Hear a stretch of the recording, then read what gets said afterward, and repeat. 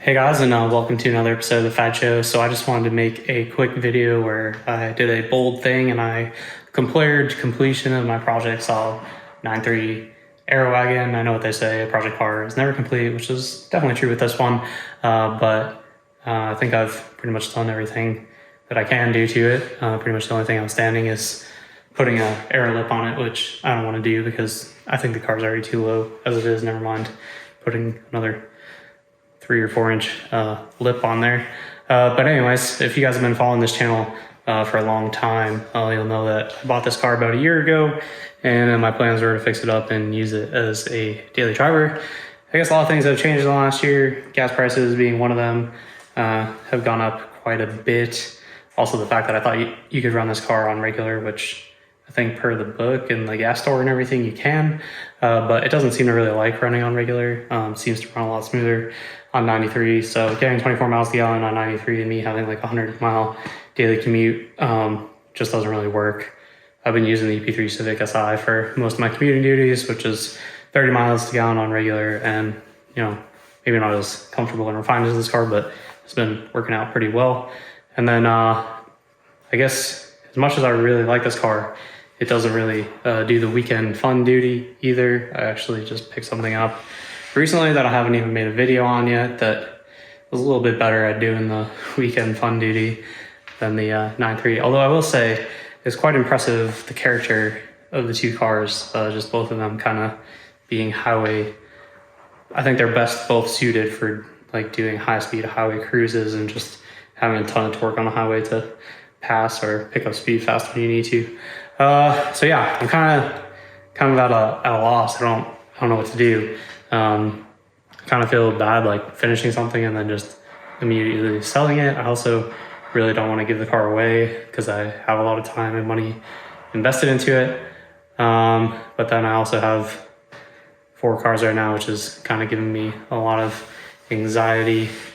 Also, I'm kind of a weird car enthusiast in that as much as I like driving cars, one of the things I really like about them is kind of wrenching and tinkering on them, and I'm sure more things will need addressed on this car. It's kind of been its history, but right now there's really nothing for me to do with it. So with that, I'm kind of making this video that I really don't know what to do, because today and the day before I took this car to run some errands on my days off, days off, and I was driving around town and I was just like, I love this car so much. It's so smooth. I love how comfortable it is.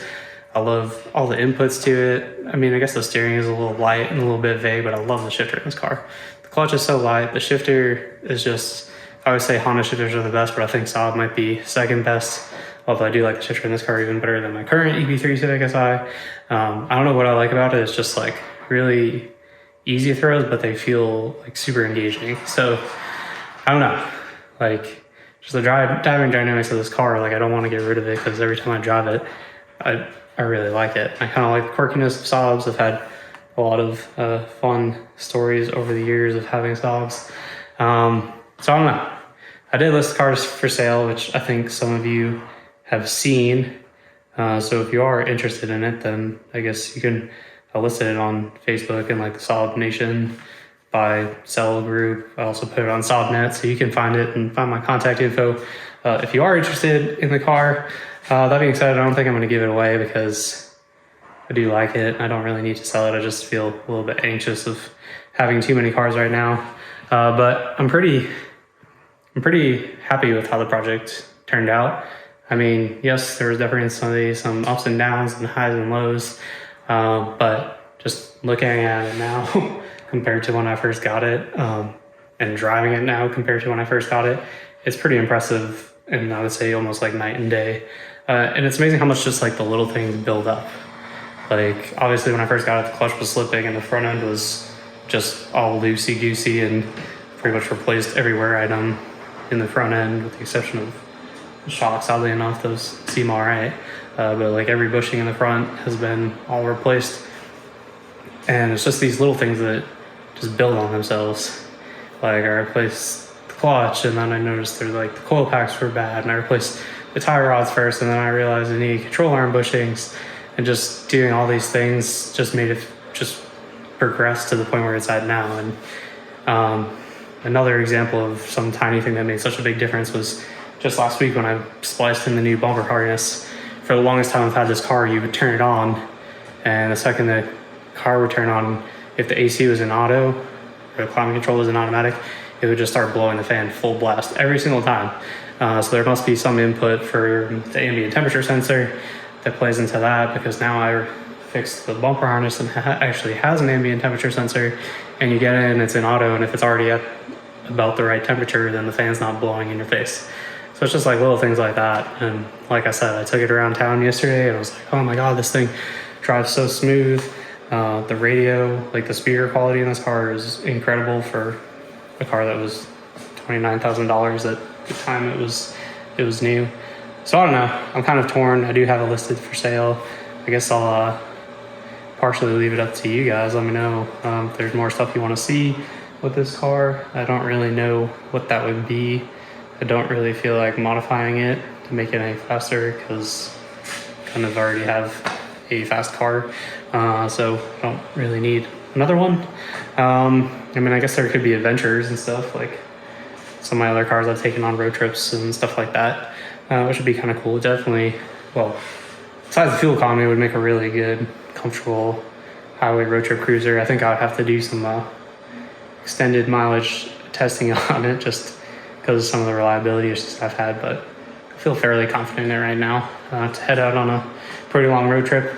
So yeah, sorry this video, not much as far as actually really doing anything. I guess I was just trying to give an update on the car, just let you know that I'm kind of confused on what to do, and then if you need this car in your life, then reach out to me, because I do want it to go to a good home. It is a pretty rare car. I think there was only 34 laser red manual B284s, so not many of them here stateside.